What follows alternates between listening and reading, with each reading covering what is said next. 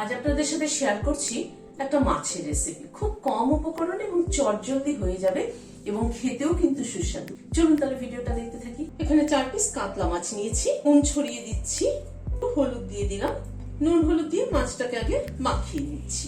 সরষের তেল দিচ্ছি, তেলটা গরম হওয়ার পরে মাছটা ছেড়ে দিচ্ছি। উল্টে পাল্টে মাছটাকে লাল করে ভেজে নিলাম, তুলে নিচ্ছি। মাছটা তুলে নেওয়ার পরে যেটুকু তেল আছে তাতে এখানে একটা পেঁয়াজ কুচি করে নিয়েছি, সেটা দিয়ে দিলাম। আজকে মাছের ঝোলটা ভীষণ সিম্পল ভাবে করছি, খেতে কিন্তু দারুণ টেস্ট। খুব কম উপকরণে খুব সুস্বাদু একটা মাছের ঝোলের রেসিপি এবং চটজলদিও হয়ে যায়। পেঁয়াজটাকে হালকা করে ভেজে নিচ্ছি আগে। পেঁয়াজটাকে মিনিট খানেক একটু নাড়াচাড়া করে নিলাম। দুটো কাঁচা লঙ্কা কুচি দিয়ে দিলাম, আর 1 ইঞ্চি মতো একটা আদার টুকরো কুচি করে নিয়েছি, সেটা দিয়ে দিলাম।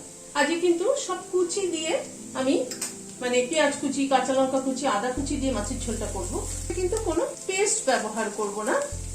আদা, কাঁচা লঙ্কা ও পেঁয়াজটাকে ভালো করে একটুখানি ভেজে নিলাম। এখানে 1 চামচ পোস্ত বাটা নিয়েছি, পোস্ত বাটাটা দিয়ে দিলাম।